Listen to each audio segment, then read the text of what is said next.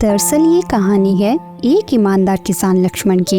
वो अपने खेतों में मेहनत से काम करता था और अपनी पत्नी और बेटे के साथ एक साधारण जीवन जीता था। लक्ष्मण के पास ज्यादा संपत्ति तो नहीं थी, लेकिन उसके पास संतोष और सुख था।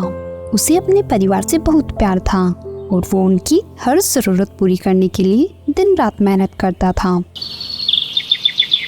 भाग्यवान, जरा सुनती हो, खाना दे दो, मुझे भूख लग रही है। जल्दी से खाना खाकर मुझे खेतों पर जाना है और उधर से जमींदार सेठ के यहाँ भी जाना है। क्या हुआ? क्यों भाग्यवान कहकर चिल्ला रहे हो? ला रही हूँ, थोड़ा तसल्ली रखो। जमींदार सेठ ने मुझे उनके घर पर किसी काम से बुलाया है, इसलिए मुझे जल्दी खेतों का काम खत्म करके वहाँ जाना है। फिर माया लक्ष्मण को खाना परोसती है और लक्ष्मण खाना खाकर जाने वाला ही होता है कि तभी माया कहती है, आप जाओ, लेकिन समय रहते वापस लौट आना। मैं नहीं चाहती आप रात को बाहर रहो। आजकल समय खराब है, रात में बाहर रहने का जमाना नहीं है। ठीक है, मैं आ जाऊंगा, तुम मेरी फिक्र मत करो। इतना कहकर लक्ष्मण अपनी कुदाल लेकर खेत की ओर निकल पड़ता है।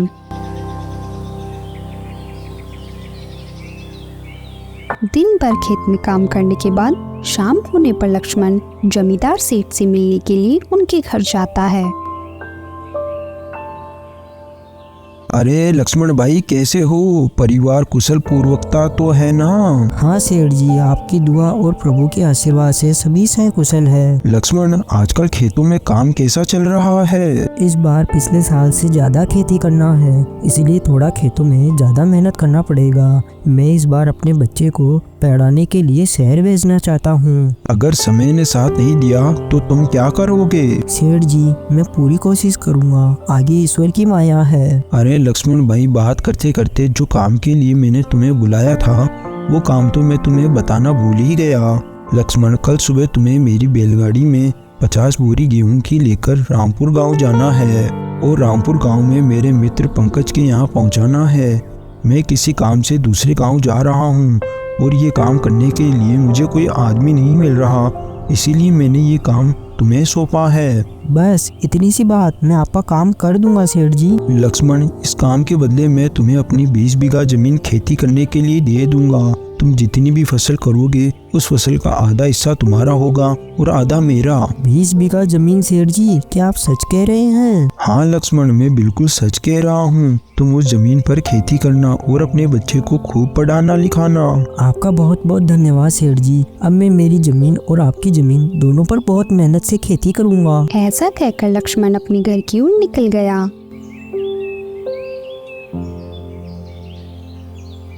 अरे किधर गई भाग्यवान, सुनती हो? जरा इधर आओ। अरे, आपको आने में इतना लेट कैसे हो गया?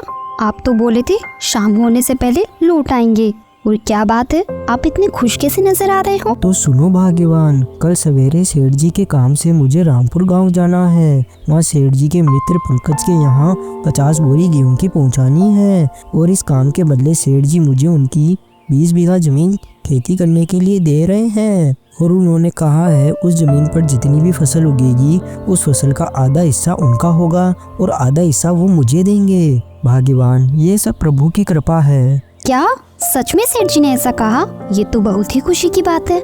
अब हम उस जमीन पर और ज्यादा मेहनत करके फसल उगाएंगे और अपने बच्चे को अच्छे से पढ़ा लिखा सकेंगे। हाँ भाग्यवान, इसीलिए तो मैंने हाँ कहा है। ये सुनकर माया खुशी से मन ही मन झूमने लगी।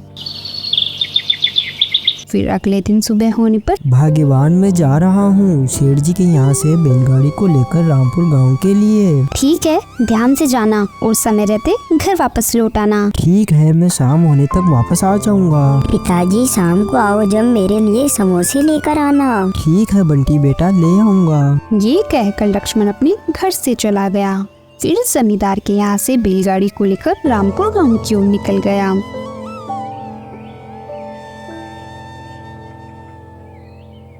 लक्ष्मण चलते चलते आखिरकार रामपुर गांव पहुंच गया।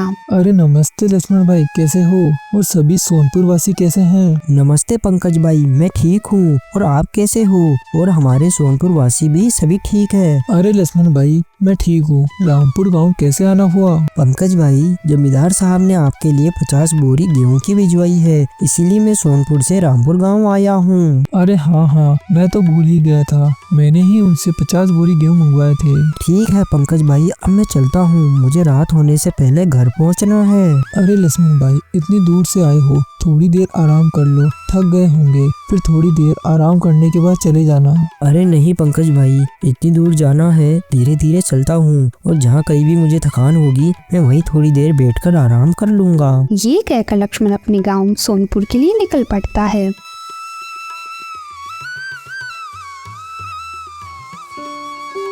कुछ दूर जाने के बाद लक्ष्मण सोचता है, क्यों ना मैं थोड़ी देर किसी पेड़ के नीचे आराम कर लूं, बहुत थक गया हूँ। ये सोचकर लक्ष्मण एक पेड़ की छाया में बैठ जाता है। तभी थोड़ी देर में सुरेश नाम का एक आदमी वहाँ आ जाता है। अरे लक्ष्मण भाई, कहाँ से आ रहे हो आप? बहुत दिनों बाद दिखाई दिए। सुरेश भाई, मैं सेठ जमींदार के काम से रामपुर गांव गया था, मैं वहीं से आ रहा हूँ। थोड़ी थकान सी होने लगी तो सोचा कि क्यों ना थोड़ी देर यहाँ बैठकर आराम कर लिया जाए। वैसे सुरेश भाई, आप कहाँ जा रहे हो? अरे मैं भी गाँव की तरफ ही जा रहा हूँ, चलो साथ में चलते हैं। फिर वो दोनों अपने घर की ओर निकल जाते हैं। लक्ष्मण सुरेश साथ में गांव की ओर आ रहे थे कि तभी रास्ते में समोसे की दुकान दिख जाती है। मेरे बेटे ने समोसे लेकर आने को कहा था, अगर समोसे लेकर नहीं गया तो मेरा बेटा मुझ पर गुस्सा करेगा। अरे भाई, क्या जमाना आ गया है। पहले हम सब अपने पिताजी से डरते थे, और आज ऐसा दिन आ गया है जो हम सबको अपने बच्चों से डरना पड़ रहा है। हाँ भाई, अब क्या ही कर सकते हैं। मुझे तो अपनी पत्नी और अपने बच्चे से डर लगता है। मेरी पत्नी कब किस बात पर मुझ पर बरस पड़ेगी ये मुझे नहीं पता होता, और मेरा बच्चा कब मुझसे गुस्सा हो जाएगा ये भी मुझे नहीं पता। फिर भी हमारी ज़िंदगी बहुत अच्छे से कट रही है। सुरेश भाई, तुम यहीं रुको, मैं अभी समोसे लेकर आता हूँ। इतना कहकर लक्ष्मण समोसे की दुकान पर जाता है। अरे भाई, समोसे कैसे दे रहे हो? अरे भाई, 20 रुपए का एक समोसा है। साथ में हरी चटनी और 2 कचौरी और पैक कर देना। फिर लक्ष्मण समोसा और कचौरी लेकर सुरेश के पास चला जाता है। चलो सुरेश भाई, ले आया मैं कचौरी और समोसा। तुम तो सिर्फ समोसे की बात कर रहे थे, तुम तो 2 कचौरी और ले आए। अरे भाई, बेटे के लिए तो समोसा ले लिया, और मेरी पत्नी भी तो है, उसके लिए भी तो कुछ ले जाऊंगा तो वो बहुत खुश हो जाएगी, वरना वो घर जाते ही मेरे ऊपर बरस पड़ेगी, क्योंकि मैंने उससे बोला था कि मैं शाम तक घर लौट आऊंगा, लेकिन जाते जाते मुझे रात हो जाएगी। तुम अपनी पत्नी और बेटे से बहुत प्यार करते हो। ठीक है, चलो अब चलते हैं, रात होने वाली है। फिर दोनों गांव आ जाते हैं। सुरेश अपने घर चला जाता है और लक्ष्मण भी अपने घर की तरफ चला जाता है। क्या जी, आप तो बोल रहे थे शाम तक आ जाएंगे, लेकिन अभी तो अंधेरा हो गया है। अरे भाग्यवान, मैं भी रात होने से पहले ही घर वापस आना चाहता था, लेकिन वहां जाने में थोड़ा समय लग गया, और उधर से आते वक्त थोड़ा थक गया था तो किसी पेड़ के नीचे बैठकर आराम करने लग गया था। लो, मैं तुम्हारे लिए कचौरी लेकर आया हूँ और बंटी के लिए समोसा लेकर आया हूँ। क्या आप मेरे लिए भी कचौरी लेकर आए हो? इसकी क्या जरूरत थी? आप सिर्फ बंटी के लिए समोसे लेकर आ जाते। अरे भाग्यवान, तुम मेरी पत्नी हो, और मैं तुम्हारी खुशी का ध्यान नहीं रखूं तो किसकी खुशी का ध्यान रखूं? फिर वो तीनों समोसे कचौरी खाकर सो जाते हैं।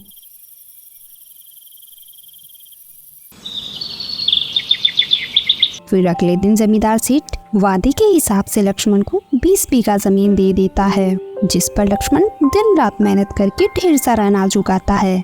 ये देखकर उसका पड़ोसी हरिया और उसकी पत्नी रीतू जलने लगते हैं। जी, आपको एक बात पता है?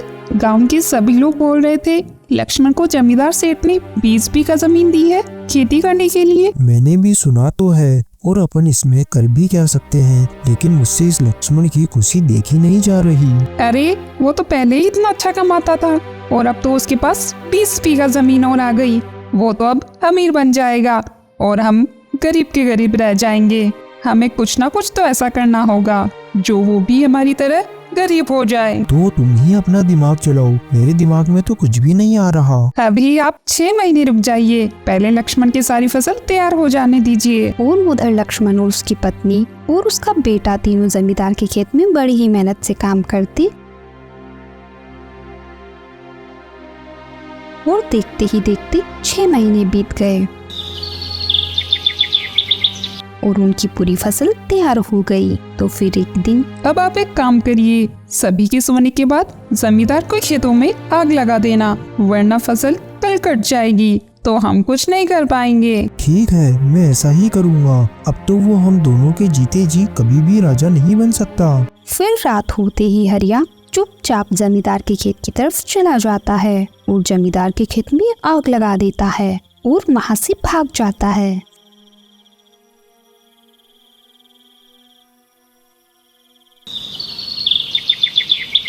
फिर अगले दिन सुबह होने पर दोनों पति पत्नी फसल की कटाई के लिए खेत की ओर चले जाते हैं, लेकिन वहां का नजारा देखकर उन दोनों की आंखें फटी की फटी रह जाती है। अरे माया, ये क्या हो गया? ये सारी फसल कैसे जल गई? ये कैसे हो गया जी? ये आग कैसे लग गई? हम तो बर्बाद हो गए। अब क्या करेंगे, कहाँ जाएंगे और अपने बच्चे को कैसे पढ़ाएंगे लिखाएंगे? हे भगवान, किसकी बुरी नजर लग गई? इतना कहकर माया जोर जोर से रोने लगती है। पता नहीं अब ये आग कैसे लग गई। हमारी सारी मेहनत बर्बाद हो गई, हमारा सारा अनाज जल गया। 2 दिन बाद जमींदार साहब अपने घर अनाज लेने आएंगे तो मैं उन्हें क्या कहूँगा? इसमें अपनी क्या गलती है? अपन ने जानबूझकर ऐसा थोड़ी किया है। आने दो उनको, अपन उनसे साफ साफ बोल देंगे। फिर ऐसे ही 2 दिन बीत जाते हैं और जमींदार अपने आदमी के साथ लक्ष्मण के यहाँ फसल के लिए जाते हैं। अरे लक्ष्मण, जरा बाहर आओ। फिर लक्ष्मण और उसकी पत्नी दोनों बाहर आते हैं, लाओ लक्ष्मण, मेरी फसल का आधा हिस्सा मुझे दे दो।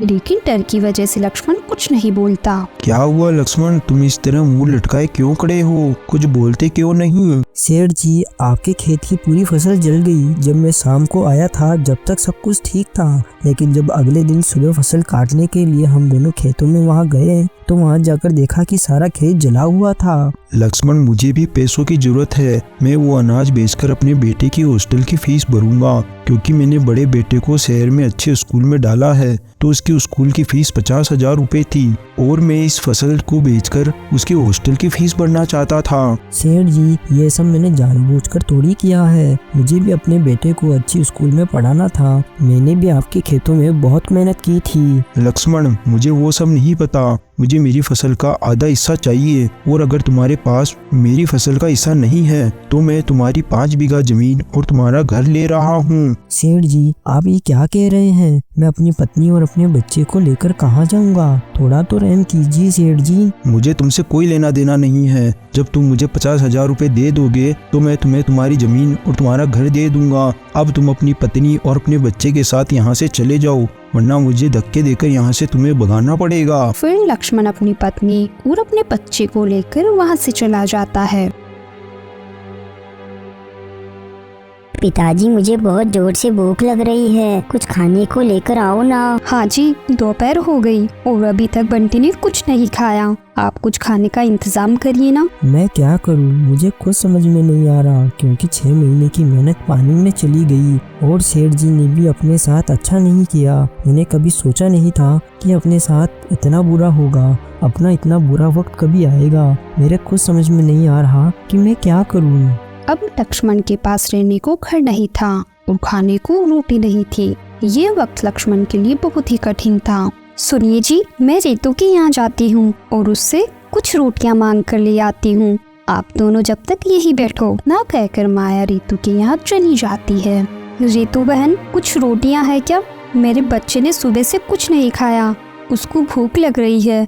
अगर कुछ रोटी है तो दे दो, ताकि मैं मेरे बच्चे की भूख मिटा सकूं। रोटी तो नहीं है और जो रोटी थी वो अभी अभी मेरे बच्चों ने खा ली, मुझे माफ कर दो बहन। फिर माया वहाँ से उदास होकर वापस लौट जाती है। क्या हुआ माया, रोटी नहीं मिली क्या? नहीं जी, रितु बोल रही थी जो रोटियाँ थी वो उसके बच्चों ने खा ली, इसलिए उसके पास रोटियाँ नहीं थी। माया, अभी हमारे दिन खराब है, तो हमारी कोई मदद नहीं करेगा। सुनो, हम बच्चे को लेकर दूसरे गांव रामपुर चलते हैं, क्योंकि यहाँ अब अपनी कोई मदद नहीं करेगा और ना ही मुझे कोई काम देगा और ना अब अपने पास अपनी जमीन बची है जिस पर अपन खेती कर सके। अब हमारा बुरा वक्त आ चुका है, लेकिन हम रामपुर में किसके पास जाएंगे और ऐसी हालत में हमारी कौन मदद करेगा? अरे वो जो पिछली बार मैं रामपुर गया था ना सेठ जी के काम से, वही पंकज भाई, उन्हीं के पास कोई काम जरूर मिलेगा। चलो हम अभी ही चलते हैं ताकि शाम होने तक वहाँ पहुँच जाएंगे। लक्ष्मण अपने परिवार को लेकर रामपुर गाँव तो जा रहा था,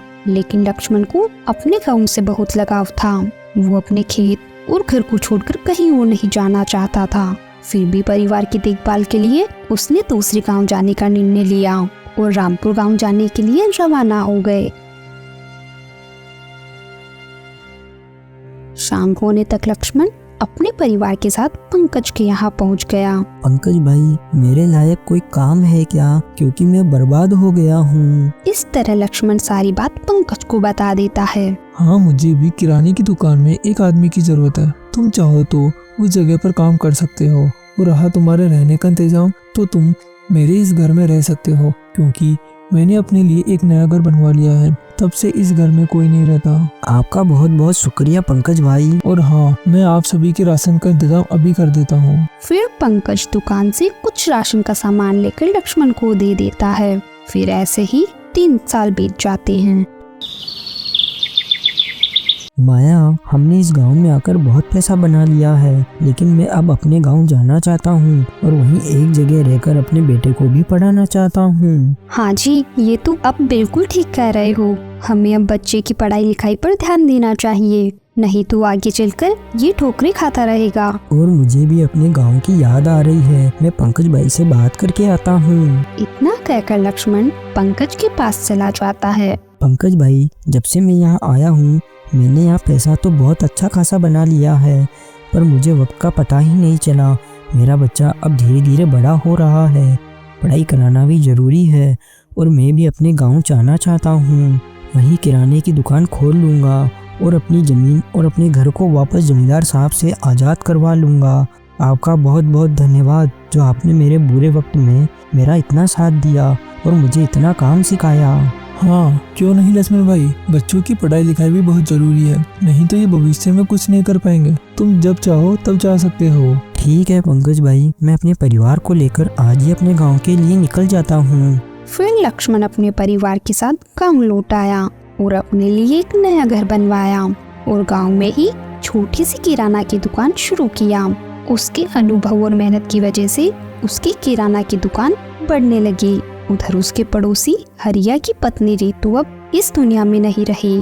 मुझे लक्ष्मण से जाकर माफी मांग लेनी चाहिए। आज मेरे कर्मों की वजह से भगवान ने मुझसे मेरी पत्नी को दूर कर दिया। फिर हरिया लक्ष्मण के पास जाता है।